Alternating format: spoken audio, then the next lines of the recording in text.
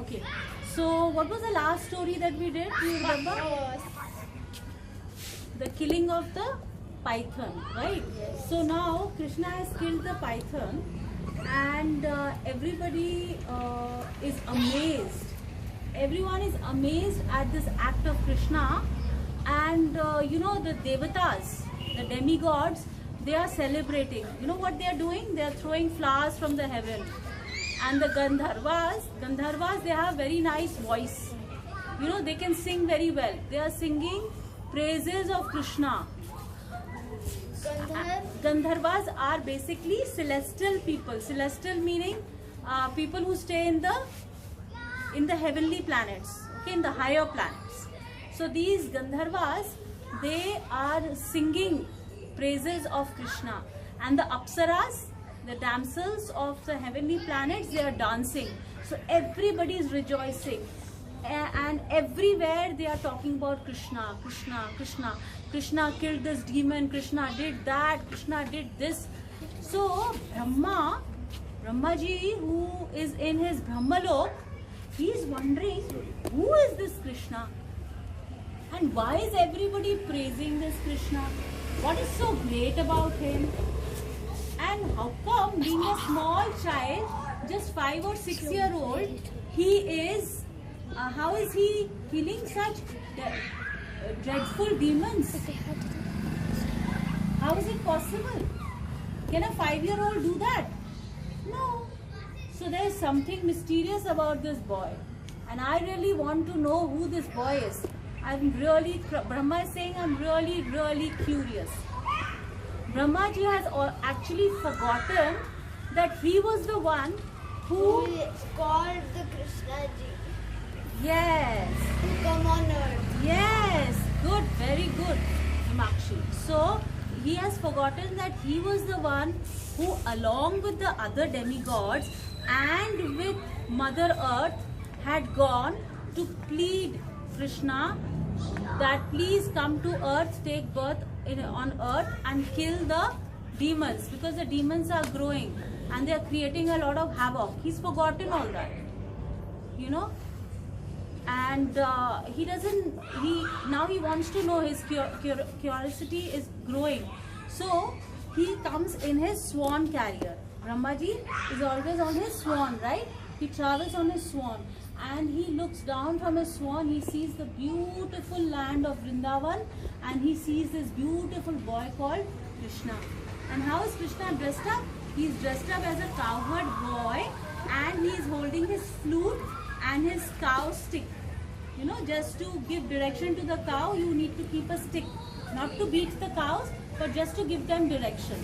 And he's wearing a dhoti, and he's tucking his flute in his dhoti, and he's standing, you know, he's standing on 3 folded form, and he's waiting. He wants to see what Krishna will do. Okay? And what is Krishna doing? He's in the forest with his Gopa friends. And what are they doing? They are having lunch. Remember, just before this, they have killed Aghasur. Okay? And now, after Aghasur is dead, now they are feeling hungry. And they are sitting, Krishna is sitting right in the middle, and these boys have made concentric circles around Krishna, and they are all sitting around Krishna. And they have opened their lunch packets, their potlis, and they are eating. And you know what Krishna is eating? Krishna is eating curd rice with pickle. So Mother Yashoda has packed curd rice for Krishna, and he's eating that with his hand. And then Krishna is also giving it to the Gopas with his hand only. And the Gopas also have some nice interesting prasadam. So they are also eating. And if a Gopa finds something very tasty, he takes it out from his mouth and feeds it to Krishna. His jhuta. So you can imagine, when Brahma is watching all this, Brahma is thinking, can this be God? Ye God hai, there's no majesty, there's nothing majestic about this God.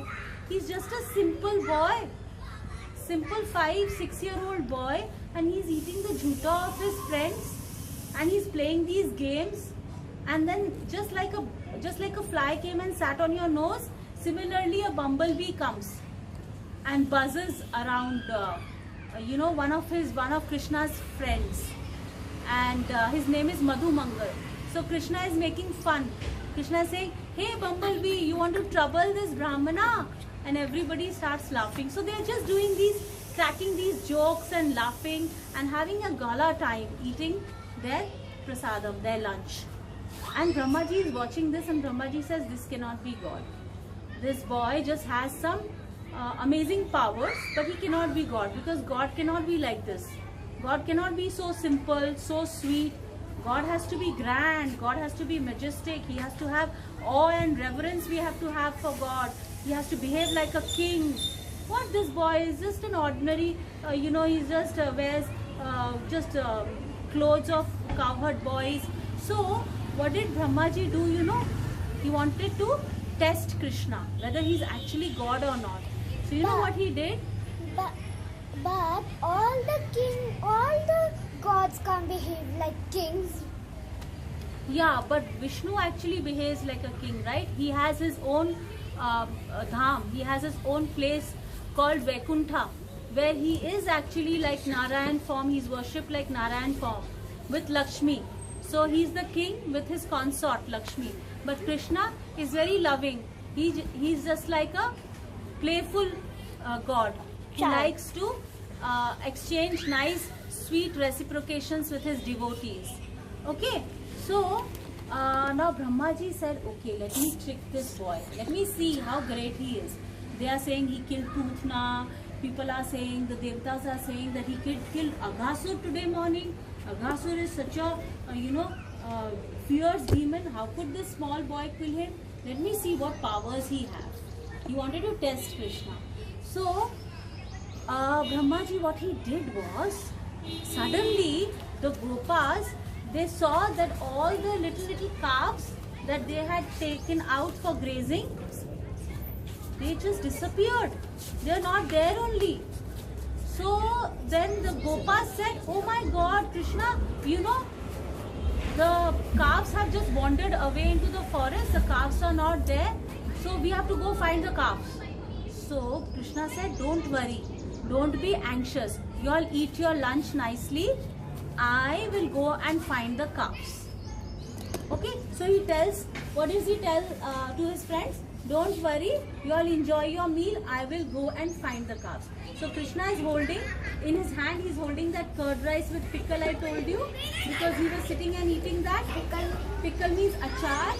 So he is holding that in his hand, and like that only, with that laddu in his hand of curd rice, he leaves to find the calves, thinking that he will find the calves in just few minutes.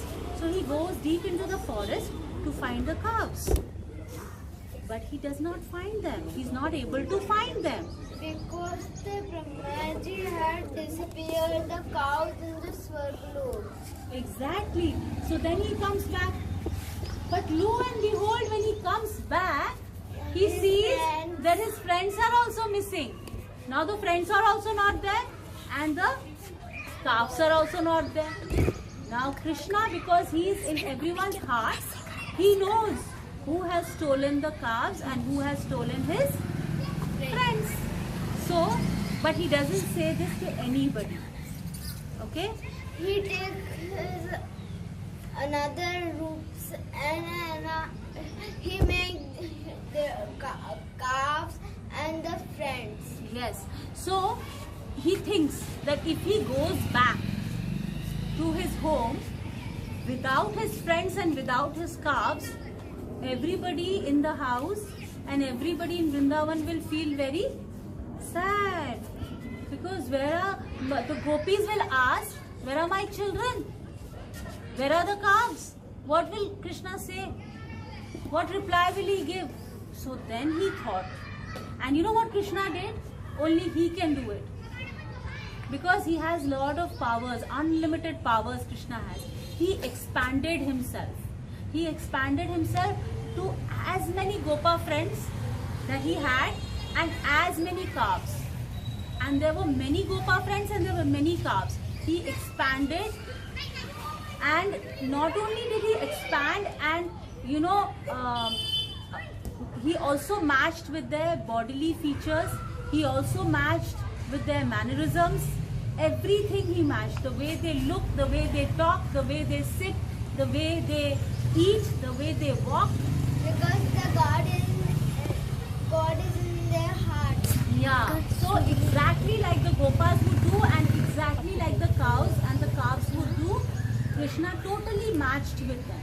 And then he started walking back to Vrindavan. And when he walked back with all his expansion, remember Krishna has expanded. It is all Krishna only. So that time when the gopis saw their children coming back, because when they would come back, they would play their bugle or they would play their flutes. So they all had a distinct song or in the flute that they would play.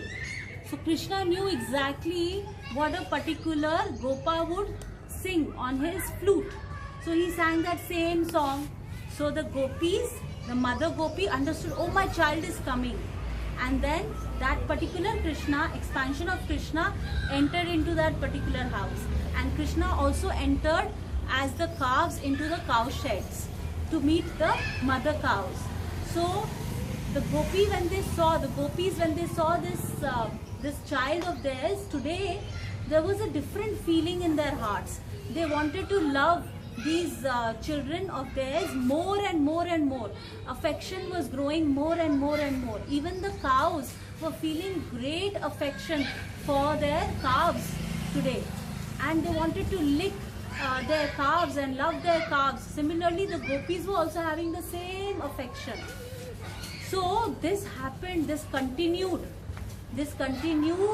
for a year. Can you imagine? This happened for a year, 365 days, and nobody got to know that somebody has stolen the gopas and somebody has stolen the calves, and all these gopas and calves are actually expansions of Krishna. Nobody got to know. Then when there were only 5 to 6 days left for the year to complete, Balramji noticed something. Because remember, Balram could not go because it was his birthday and he had to stay back home, so he could not go to the forest when Brahma stole these calves and these gopas.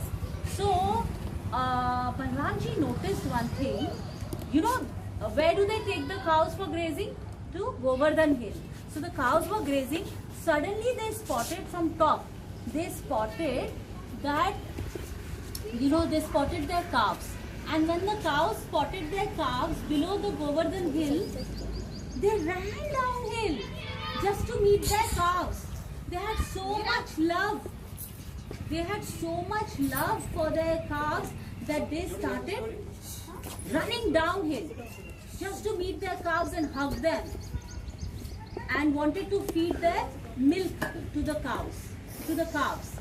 So Balramji saw this, and he saw this is very unusual behavior. You know, cows never behaved like that, because they would meet their calves in the cowshed, and that was their time. But today they are showing extra affection. So Balramji said there is something mysterious. So he went and asked Krishna, "Oh Krishna, my brother, please tell me, have you expanded yourself? Because these cows are loving their calves just like we love you. The gopis are loving their children just like we love you. So have you expanded yourself? And if you have done so, why? Why have you done so?" Then Krishna revealed the secret to Balramji. Then Krishna said that, you know what? Brahma has stolen my friends and my calves, and Brahma has put them in a deep sleep somewhere. But because of my affection to the gopis and to the cows, I have expanded myself. Because these gopis always wanted to love Krishna. They always loved Krishna more than their own children. So this was the opportunity for Krishna to expand himself so that the gopis can actually love Krishna. Not their own children, but love Krishna. You know, gopis would actually bathe Krishna, not knowing that this child of theirs is actually Krishna's expansion. So they would bathe Krishna, because Krishna would come back from the forest all sweaty. So the mothers, the Gopi mothers would bathe Krishna, then dress him up, then decorate him with ornaments and all. So all these things would give them divine pleasure. You know, so Krishna wanted to reciprocate